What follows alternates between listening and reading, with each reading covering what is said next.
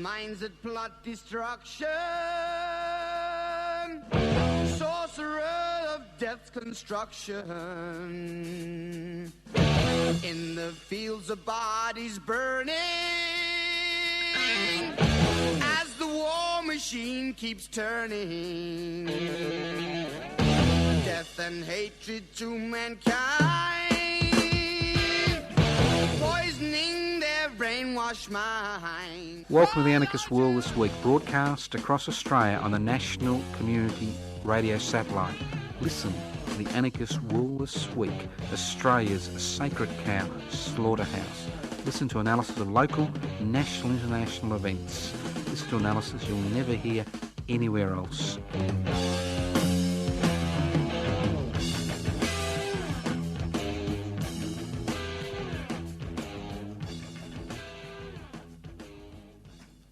Welcome to the Anarchist World This Week, broadcast across Australia on the Community Radio Network, or via the Community Radio Network. My name is Joseph Toscano. I'm hosting today's program. If you wonder what anarchy is all about, simple, very simple. Anarchos without rulers. Not without rules, without rulers. How do you create a society without rulers? You devolve power, break down hierarchy, create a society which is based on direct democratic principles where the people involved in decision make that decision and then appoint or elect delegates to coordinate those decisions at a local, regional and national level. It's a society where wealth is held in common. It's inequalities in wealth is what gives people power. Inequalities in power is what actually allows them to exercise power. As you see with President Donald Groper in the United States of America, what happens when somebody thinks they're emperor? And that's the extreme. But in some cases, like in Russia, we do actually have emperors. Or in China, we have emperors. So that's the difference. If you want to be, you want to be bossed around, pushed around, exploited by rulers, go ahead. Enjoy yourself. But if you want to create a society without rulers, you're interested in promulgating these ideas, well then listen to the Anarchist World This Week, and more importantly, get involved in many of the activities that we're organising during the year. Okay, let's start off. And now I've got a few announcements. Yes, we do announcements. I think if I get rid of them first, we can then pontificate about nothing in particular. Now, I'm sure most listeners have never heard of Mr. Richard Tate, T-A-T-E. Well, Richard has been an activist for decades, and he's lived in Melbourne for the last few decades. He's now in his mid-80s and is battling a number of serious health issues, okay? What happens to all of us as we get older? Some of us have to battle with serious health issues when we're young. So what we thought, instead of waiting for Richard to die and then say nice things about him, public interest before corporate interest, and he's a foundation member of public interest before corporate interest, is holding a living wake. You like that? A living wake for Mr. Richard Tate, which all our listeners from all over Australia and the world, via the World Wide Web, are invited to attend. And if 5 million turn up, well, we'll do the loaves and fishes biblical, trick. So, we're having a living wake for Richard Tate, Mr. Richard Tate, T-A-T-E, at midday. And you've got to be there at midday, because when you hear it's going to be, you'll understand why. On Saturday, the 11th of February. That's right, midday. On Saturday, the 11th of February, for a living wake, where we're going to tell Richard how much we have appreciated all his efforts over the years. There's no point telling him when he's dead, because he won't hear us, all right? So that's the beauty. Instead of doing a wake when somebody dies, why don't you take up, this is not a new concept. Do a living wake. Now, there is a cost involved because it's an all-you-can-eat Asian and Western restaurant. So there's an Asian menu and a Western menu, and it's all you can eat, and that's why you need to get there at midday, because if you get there late, mate, you may not get much. Well, the cost is $12.50, which is very reasonable for seniors, and $14.50 for non-concession holders. And it's the Food Star Restaurant. It's in Melbourne at 315 Nepean Highway in Frankston. You don't have to book. You don't have to give anybody any money until you turn up. Just turn up on the day. The function room has been booked. Just pay your money as you walk in. $12.50 seniors, $14.50 for non-concession holders. Into the restaurant. Food Star, all you can eat, 315 Nepean Highway, Frankston. Join the living wake for Mr. Richard Tate on the 11th of February.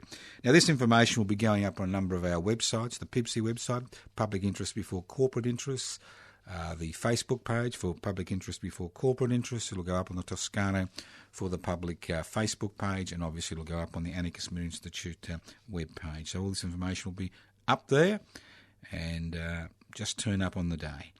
Good afternoon. We may do many more of these because there are a lot of elderly activists in this country who've given a lot of time, effort, energy, money to creating a better society, and who in many regards feel that their efforts may not have been worthwhile considering the state of the world today, including the state of Australia, and it's one way to honour these people.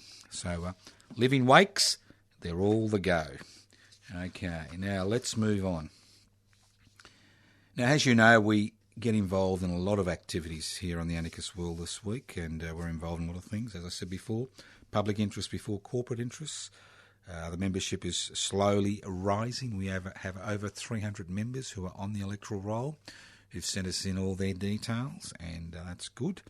And hopefully in the next 6 months or so, we'll get over the magic 550 mark and be able to be registered as a federal political party by the end of the year or early in 2018. It is a laborious process.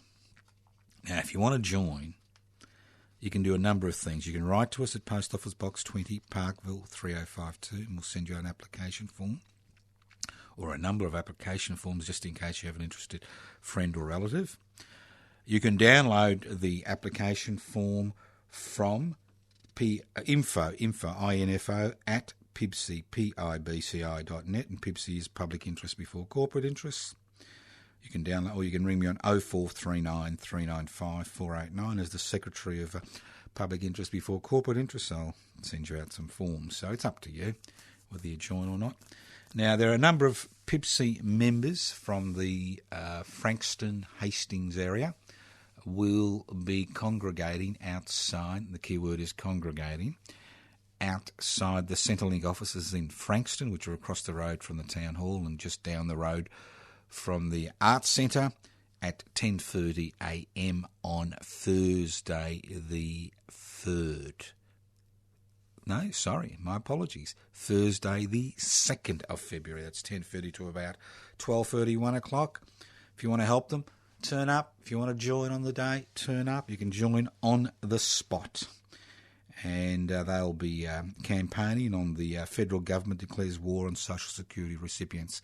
You know, it's a really wonderful society we live in. We have billionaires, 2 billionaires who own more assets than 5 million Australians. And we have billionaires who pay voluntary taxation. We have corporations that pay less taxation than somebody earning $80,000 a year while turning over billions of dollars. And they do it all legally. But the government of the day, led by Mr Turnbull, has decided that the way to get money is to screw people on social security benefits. And you've got to remember there's a lot of people rely on social security benefits, not just the 33% of Australians, that's 1 in 3 who rely on New Start allowances, student allowances, old age pensions, disability support pensions, single parents benefits, and the list goes on and on. But there are many people with young children who rely on government support. And we're now seeing a situation where the federal government has turned all the instruments of the state, all its power, all its public servants to extract a few dollars, a few dollars, the pound of flesh from Social Security beneficiaries in an attempt to balance the books. And that's why I love living in the greatest country in the known universe or galaxy or whatever, because when the going gets tough, we've always got people less able to defend themselves that we can kick around and bash around, whether it's the homeless or people who find them in prison or people on Social Security benefits or people of a particular religious persuasion, it's Muslims this week. Who knows who's going to be next week? Jews. People of a particular ethnicity. Yeah, that's the great thing of living in the Western world. Okay, so they have declared war, and if you want to fight back, a good way to fight back is to become involved in a political movement. You can go into Centrelink, and you have to go into Centrelink, or you can hold the phone for 24 hours, and it'll go on and on and on. Get involved in the political movement, change the laws. That's the way to go forwards. Let's move on. Inside, outside. New terminology. Not mine, obviously. I've never had an original thought in my life. But inside, outside. You like that? Now, we're also involved in the Defend and Extend Public Housing campaign, which is launched in Victoria about 3 months ago, because every day there's stories about homeless people who are there for the joy of living on the streets, getting 3 hot meals a day, and it just goes on and on. So, and we know that 50% of Australians in 2017 will never be able to raise the deposit for a house, and they will have to rely on renting for the rest of their lives. And we know that people who own more than one home actually get a tax deduction in this country, while people are trying to get their foot in the housing market can't even use part of their superannuation to get their foot in the housing market.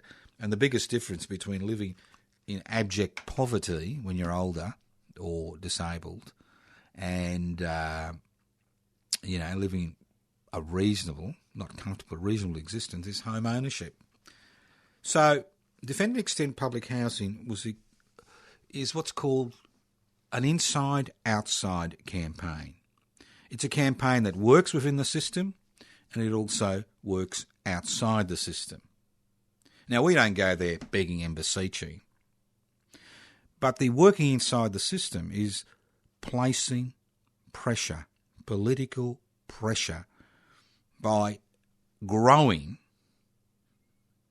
the extra-parliamentary direct action movement, which is actually attached to an inside-outside campaign, putting political pressure on the people who make those decisions. Now, across this country over the last 2 decades, the decision that has been made is to wipe public housing off the books at a state level and federal level. Nobody uses the words public housing anymore. It's either affordable housing, affordable housing, community housing, social housing. Now, these are fancy terms for the privatisation, not just of the management, but of the titles which are owned by the state government. In Victoria, the Labor-led government under the Housing Minister, Mr Foley, is handing over, or intends to hand over, public titles to privately owned organisations, some for profit, some not for profit, to not only manage public housing, but they actually own it and they can actually use that public housing assets to increase their empire. And the dilemma with the so-called housing affordability problem is that it's not complex. We are told it is a complex issue. It is not a complex issue. It is a simple issue. It is an issue of creating a mixed economy where there's a private sector and a public sector competing in the same marketplace. Today, all the legislation which is in place to reward investors.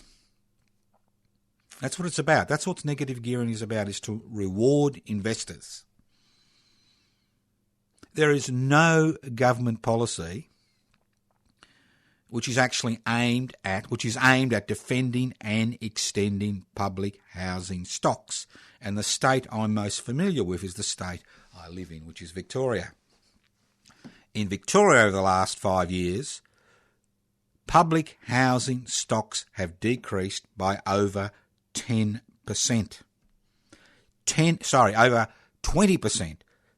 10,000 public housing units have either been run down to such an extent they're no longer able to be lived in, and that stock is sold to the private sector so they can redevelop that land, and some of it is prime land in the CBD areas. Or those titles have been transferred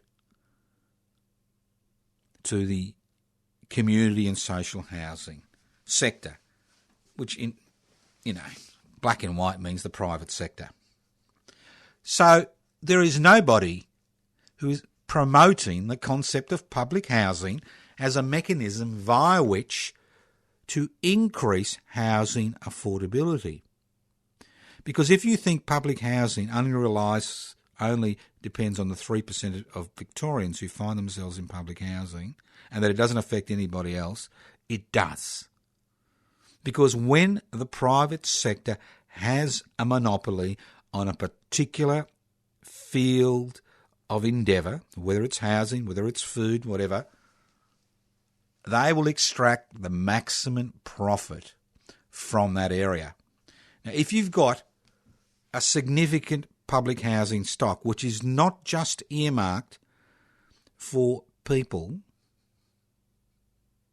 who find themselves in acute, difficult crisis situations and need emergency situation, but people who will never be able to afford to buy their own home, who would pay market rents if they are working and 25% of their income if they're not, for a roof over their heads. It is a mechanism via which people can have secure housing and build those community relationships with their local schools and shops and services, which are so important to create a viable, strong, safe community. And that's the word, secure, safe community. And that comes from the ability of people not only having access to services, but having some type of decent accommodation to rear children in. So the more public housing stock you have, the greater the pressure on the private rental market. If we're going to use the old supply and demand equation, which they're always talking about, if you have an increased supply of public housing, you'll put pressure on rental properties and investors who own rental properties, who negatively gear them and actually decrease their taxation load by negatively gearing their rental properties, all legally, of course, right? You put downward pressure on rents. So especially in the more cheaper rental divisions, you will find that as you increase the public housing stock, rents fall. And as rents fall and capital gains fall, what happens is that prices at the lower end of the market as far as housing is concerned will fall, and that will allow younger people the ability to actually enter the housing market, the private housing market, without the need of having rich parents, as Malcolm keeps telling us. So, what are we doing about it? Look, I could talk you till the cows come home. You know that. I can talk under wet concrete. I can blow a little bubble and talk under wet concrete. But, so what are we doing? This is the inside-outside campaign. This is the brilliance of this campaign. This campaign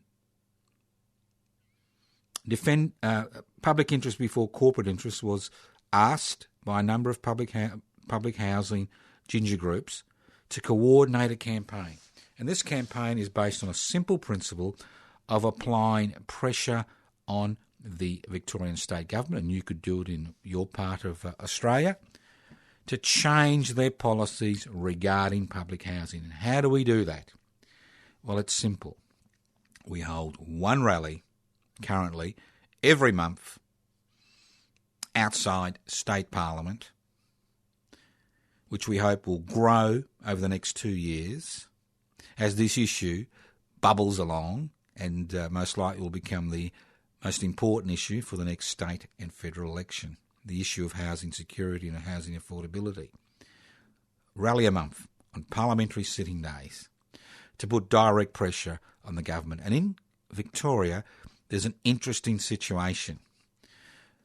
The Liberal Party, the National Party, the Labor Party, that's the opposition plus the Labor Party, all have policies which will basically see the phasing out of public housing.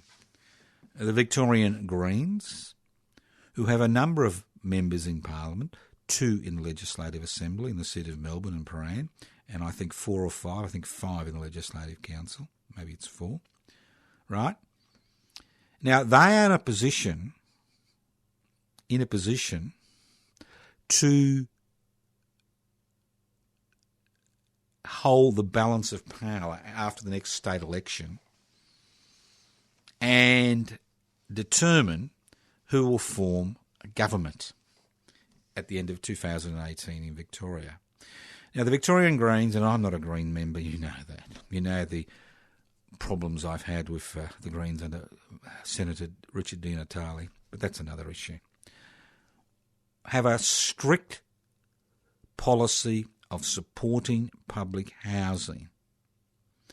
And their parliamentary representatives have been at rallies which we organised in November, December last year to make that a clear point. And why is that important? I'll tell you why is that important. Because the outcome of the next state election will be decided in the Melbourne CBD. Most of the large housing estates are in the Melbourne CBD.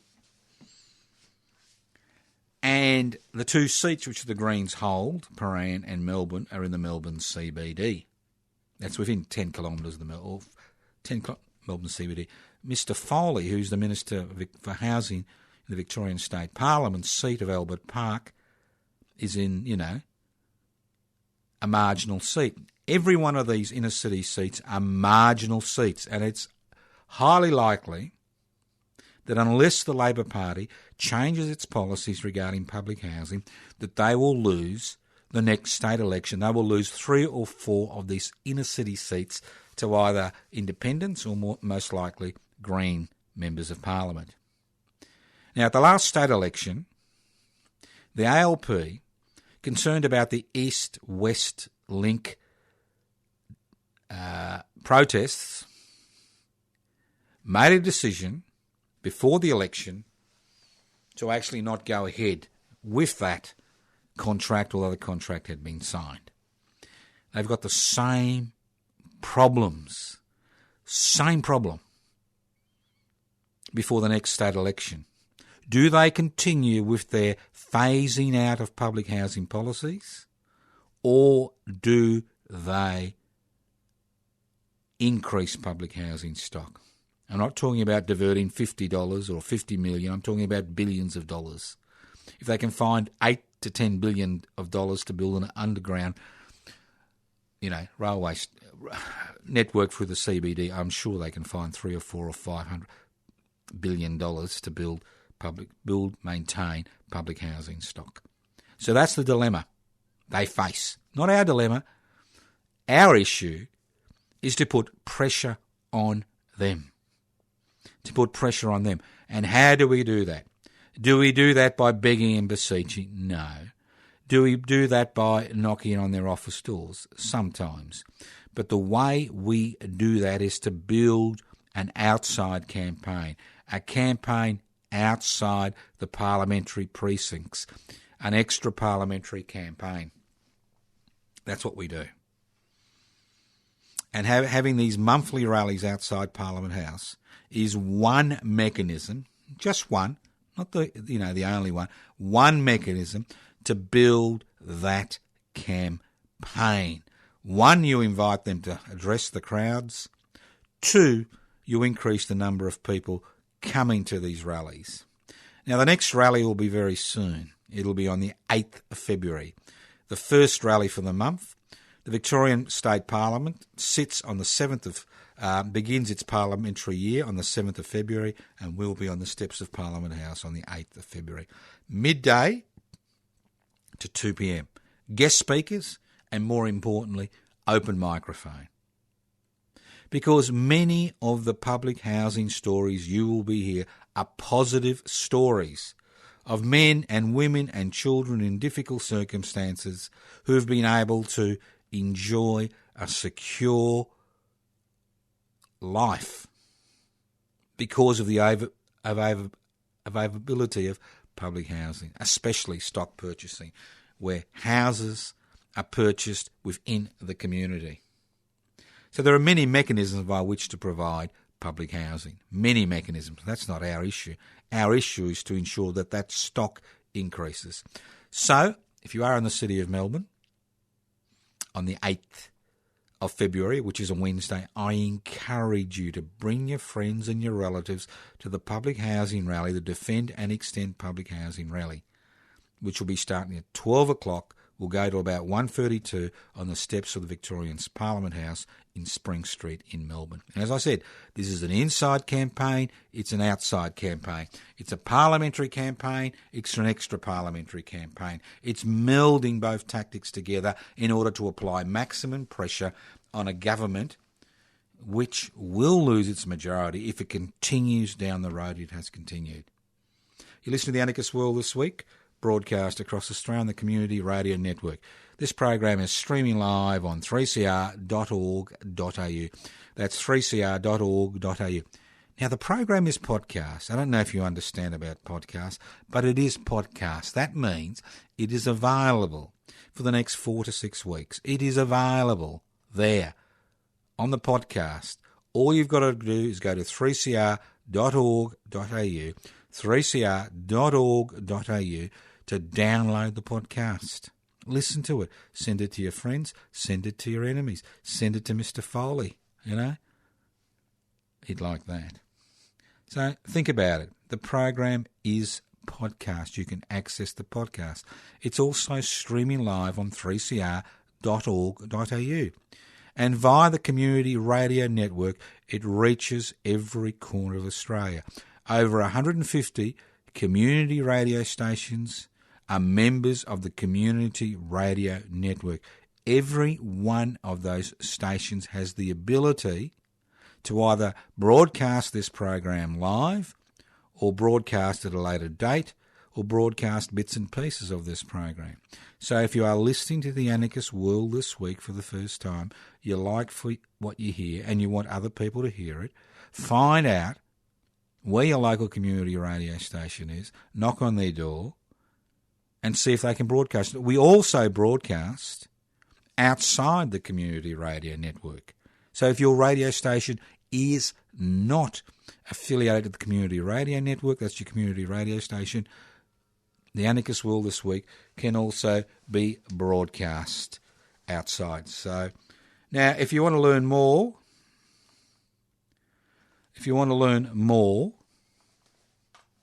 right, you want to learn more about Defend and Extend Public Housing Campaign, go to the Facebook page, Defend and Extend Public Housing Australia.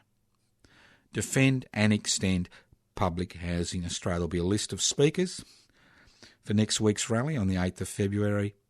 There'll be people making comments about various issues. It doesn't matter where you live in Australia, you can post material up there. So thank you for becoming part. This is an important campaign which we will be promoting, organising, pushing for the next 2 years. This is not just a little flash in the pan where you have one little big protest and one little protest and it's all over. This is a consistent campaign. Okay, let's move on. Now, you have to laugh sometime. You really have to laugh. And I did laugh when I saw the Foreign Minister of Indonesia. I think it's a Mr. Rento. Sorry, sir, if I don't remember your name. You're really not in my bailiwick, you know. Usually don't hobnob with foreign ministers of countries. But getting back to... now, they were ropeable. On the 6th of January, two people, one with a camera and one with a West Papuan flag, sauntered into the grounds of the Indonesian consulate in Melbourne and raised the West Papuan flag, right? Now, the Foreign Minister, the Foreign Minister, a few days ago, the Indonesian Foreign Minister was bitching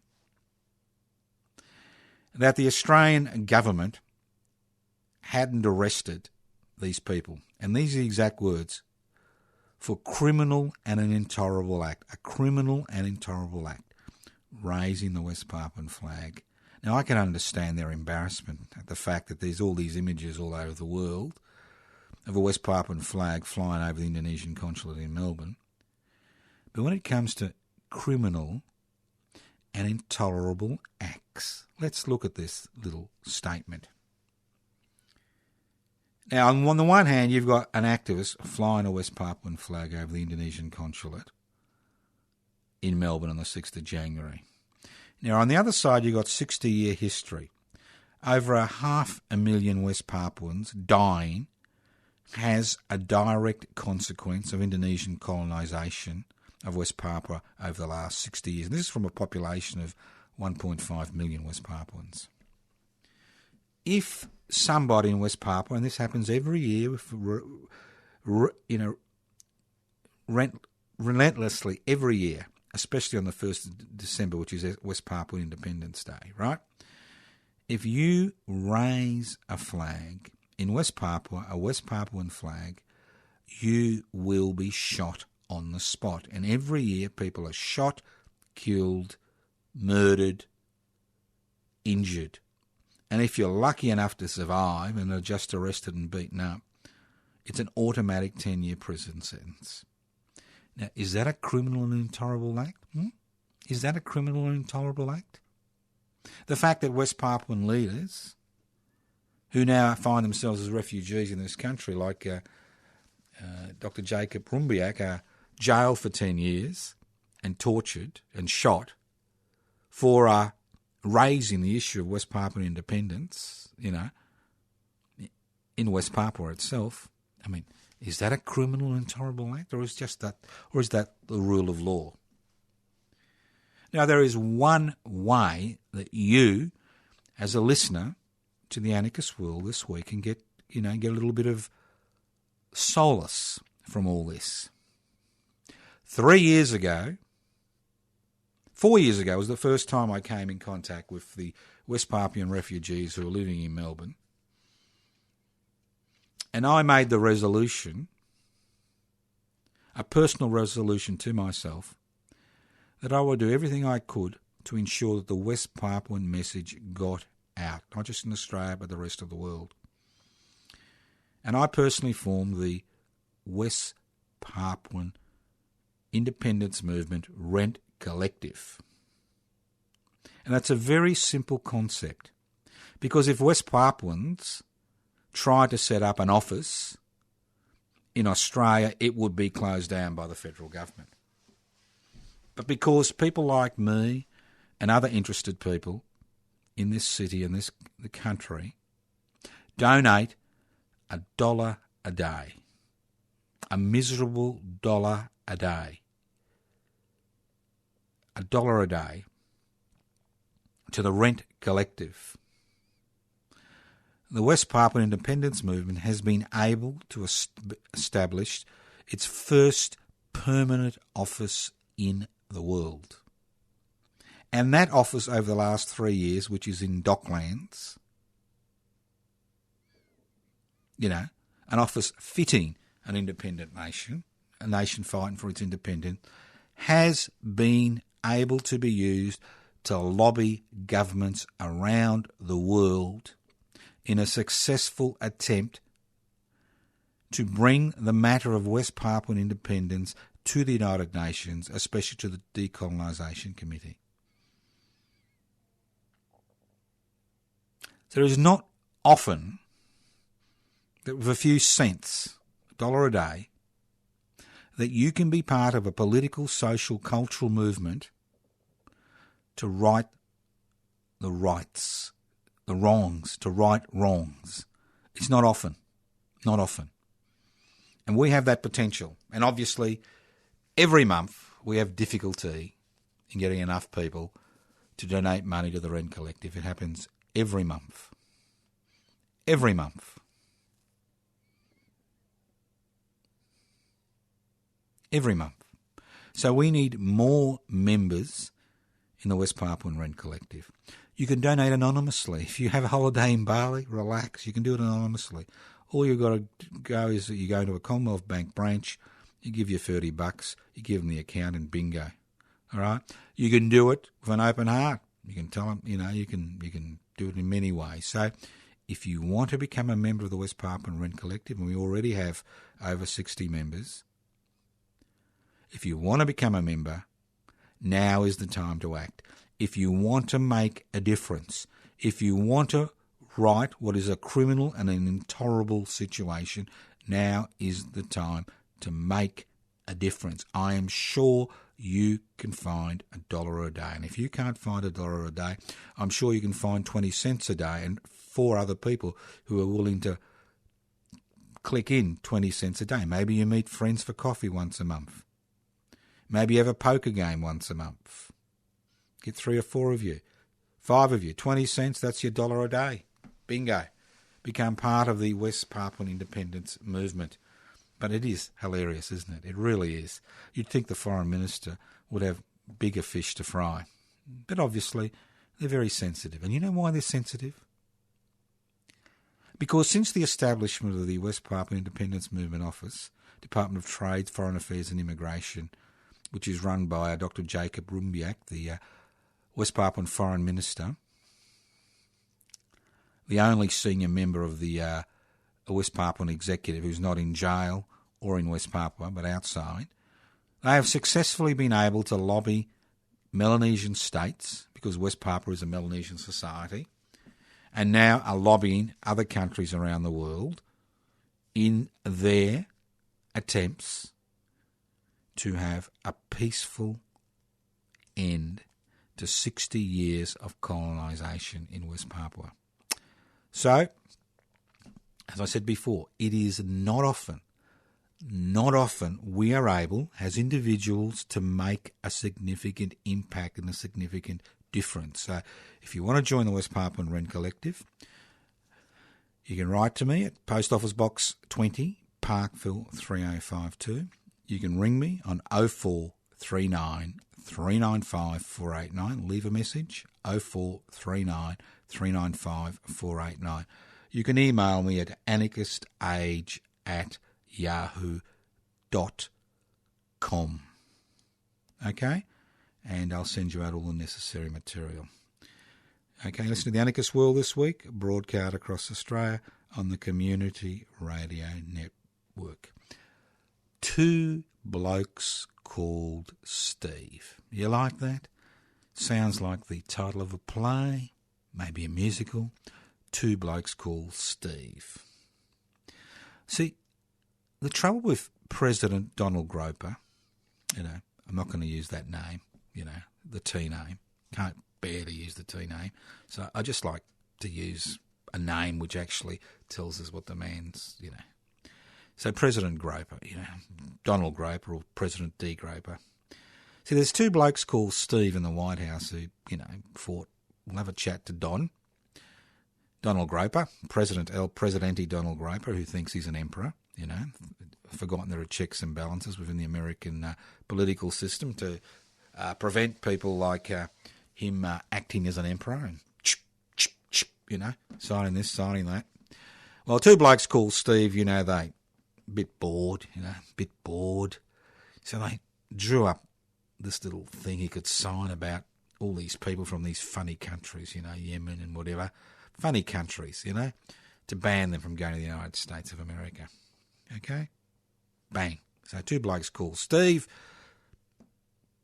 wrote it all up, took it into the Oval Office, gave it to President Donald Groper, and he's really like signing, flourish, loves signing. Signed the piece of paper and, hey, all hell breaks loose. You see, normally with a presidential executive order, you contact the Defence Department, you contact security, CIA, whatever, and all those others, and you say, look, is this okay for you boys? Is this okay for you girls? And then if they give it a tick of approval, you just sign it and off it goes. Well, guess what? IS, Islamic State, has now got the world's greatest recruiter. That's right. President Donald Groper has become the number one recruiter for Islamic State. Because Islamic State has been saying for a long time that we all hate Muslims, that we're going to kill them all, that, that we're in the middle of a religious war, between the Crusaders and them, and that we need a whole pile of bodies, millions of bodies, in order to cleanse the earth of these other religious men, and especially people like you and me. I mean, we're number one enemies. Atheists. Whoa! Whoa! The A word. Whoa! Not anarchist, atheists. Whoa! You're an atheist. Gone. Just chopped off my head there. So, what's the best way to improve recruitment for Islamic State, which is now finding itself on its knees? What's the best way? Well, you do an executive order, which is basically a ban on Muslims in the United States. I mean, IS will say, hey, look at this. Look at this. We've been saying this for years. These people are these crusaders, these barbarians. We're the good guys. Come and join us. That's what I like about the Groper. Great man.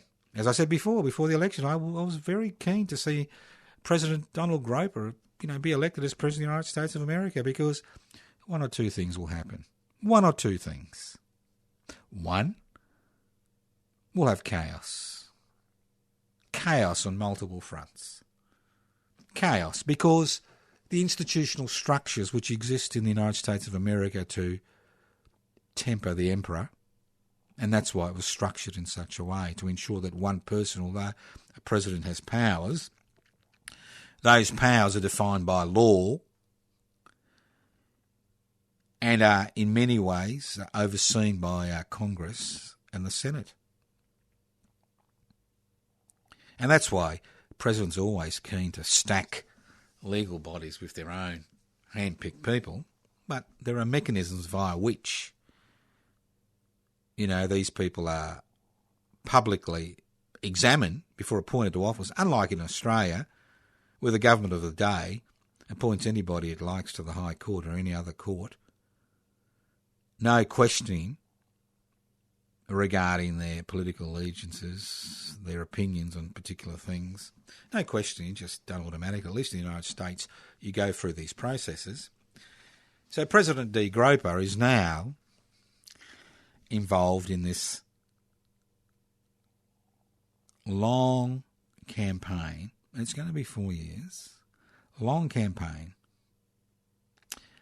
where he will be trying to break down every legal barrier to him increasing his ability to make decisions Putin-like. That's why the oligarch, President Donald Groper, is a good mate of the oligarch Vladimir Putin, because oligarchs are oligarchs. So what's an oligarch? People tell me, what's an oligarch? Well, an oligarch is very simple. It's a simple concept. It's been around for years. It's the old robber baron syndrome, but it's a more fancy name, an oligarch. An oligarch is a person who has so much wealth they determine the laws in a country. and that it turned them in such a way that all the laws that are passed improve their ability to exercise power and wealth. That's an oligarch. Now, President Donald Groper finds himself in the Oval Office, elected by the people of America. Let's not forget that. I congratulate them for electing the Groper. I think it was a great result. Because what it does, it'll either break the US of A, and hopefully not the rest of the world, if we find ourselves in some stupid little war about some crap. And, as Australia, we've got to be very careful.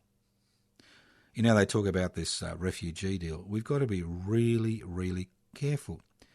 Because President Groper's main enemy is the Chinese Communist Party. Not because of any ideological differences, but because they're also oligarchs.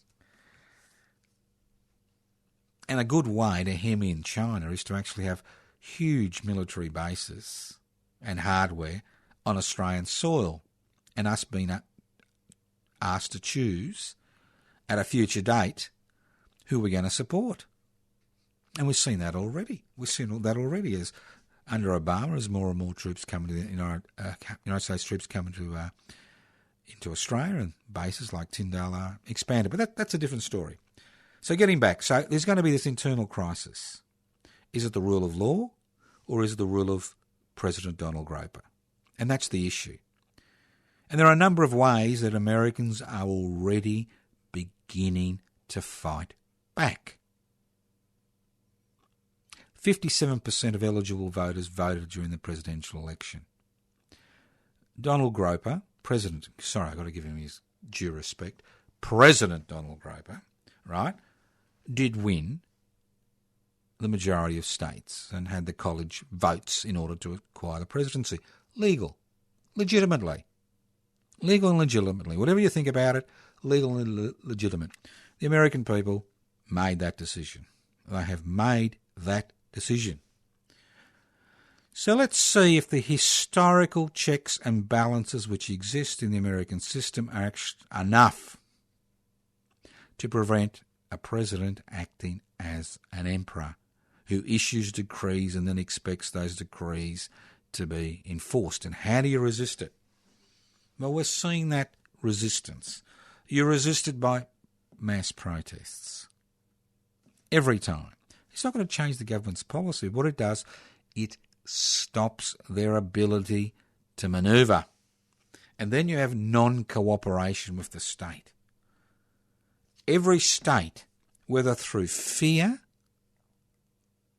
or through, some type of symbiotic relationship, needs the cooperation of its citizens in order to function.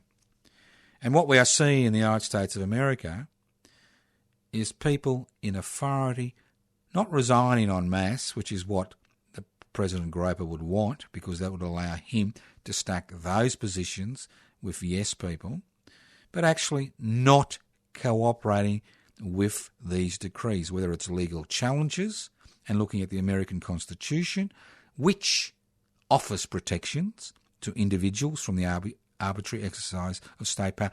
Unlike our Constitution, there are no individual protections in the Australian Constitution, apart from freedom of religion and freedom to be compensated if your land is acquired or your property is acquired by the state.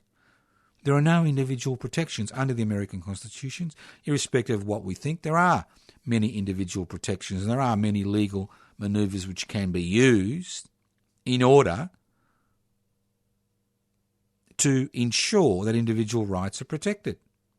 So you've got mass mobilisations, you've got legal challenges, so you've got a classic inside-outside campaign. Inside-outside campaign.